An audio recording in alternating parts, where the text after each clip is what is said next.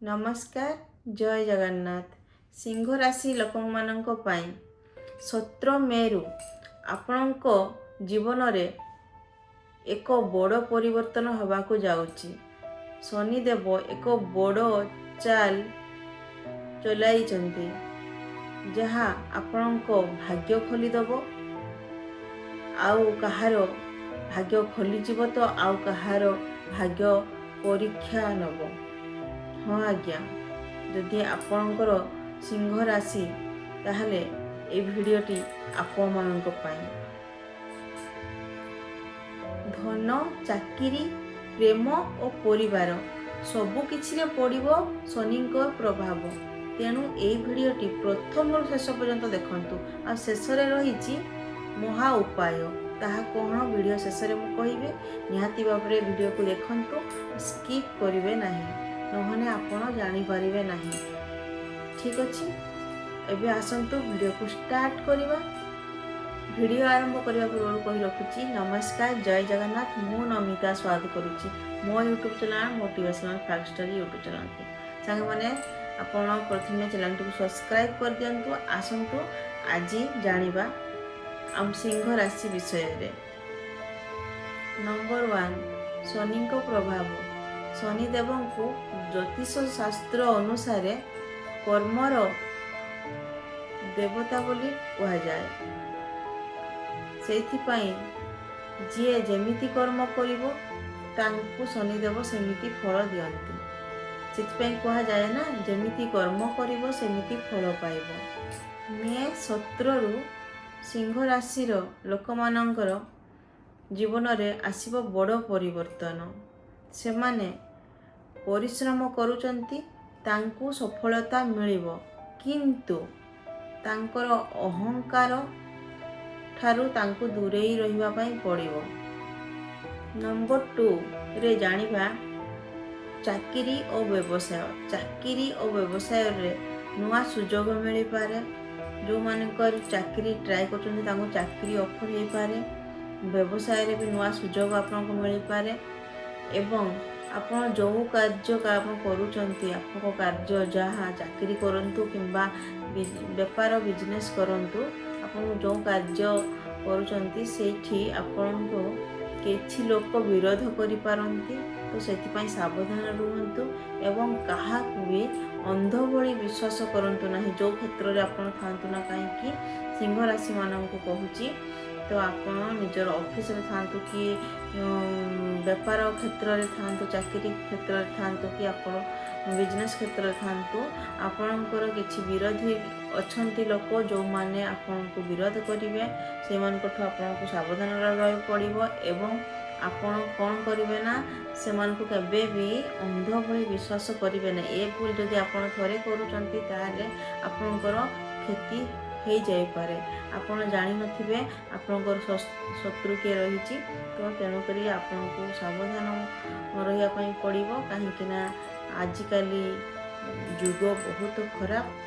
तेणु करी काहा को भी अंध भली विश्वास करिवे नाही। नंबर 3 प्रेम और परिवार। प्रेम छोट छोट कथारे आपणकर झगड़ा हो पारे, भूल बुझाबणा हो पारे, सेथिपाई सावधान रहंतु।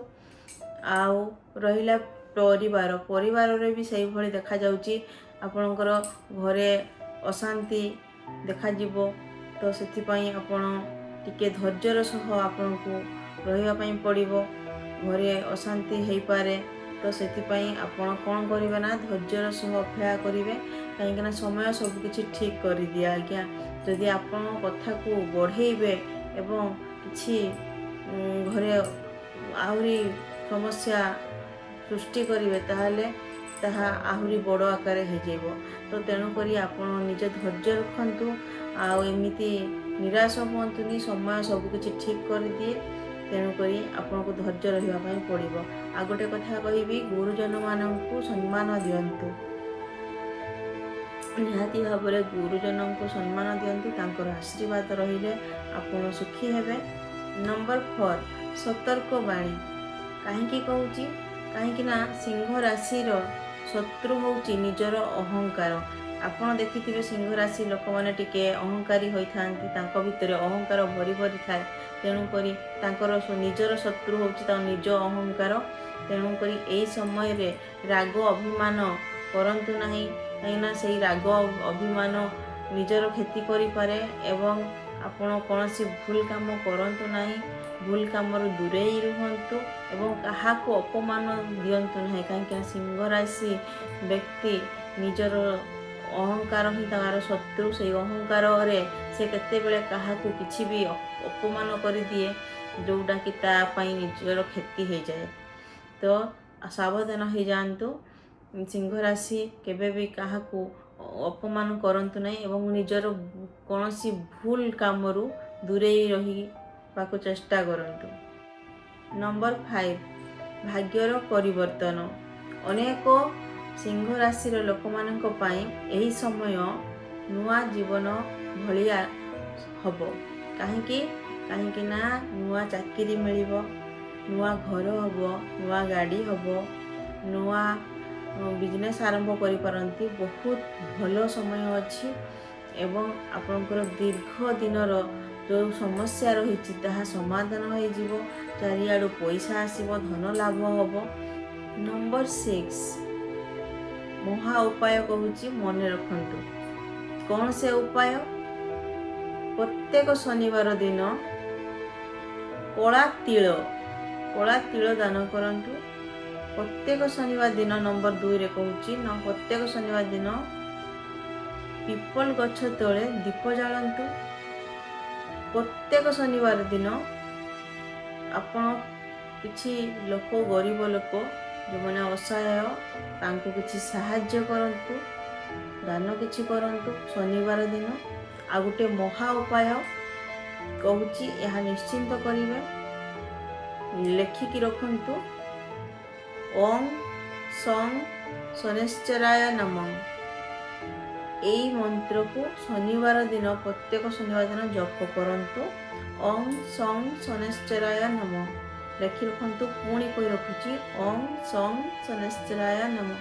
ଏହି ମନ୍ତ୍ରଟି 11 ଥର ନିହାତି ଭାବରେ ଜପ କରନ୍ତୁ।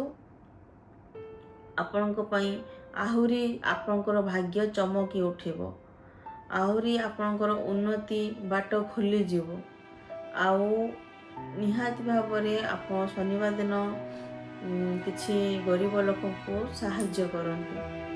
ଆଉ ଏହି ମନ୍ତ୍ରଟି ଲେଖିକି ରଖନ୍ତୁ, ଓಂ ସଂ ଶନୈଶ୍ଚରାୟ ନମଃ। ଏହି ମନ୍ତ୍ରଟି ଜପ କରନ୍ତୁ। ଶେଷରେ ମନେ ରଖନ୍ତୁ, ଶନିଦେବ କେବେ ଅନ୍ୟାୟ କରନ୍ତି ନାହିଁ, ସେ କେବଳ କର୍ମର ଫଳ ଦିଅନ୍ତି। ତ ଆପଣମାନେ ଯେମିତି କର୍ମ କରିବେ ସେମିତି ଫଳ ପାଇବେ। ଆଉ ଯାହା ବି ଫଳ ଦିଅନ୍ତି ସେଟା କର୍ମ ଅନୁସାରେ ଦିଅନ୍ତି। ଯେଉଁମାନେ କଷ୍ଟ ପାଆନ୍ତି ତାଙ୍କ କର୍ମ ସେମିତି ସେ କରିଥାନ୍ତି, ସେଇଥିପାଇଁ ସେମାନେ କଷ୍ଟ ପାଆନ୍ତି।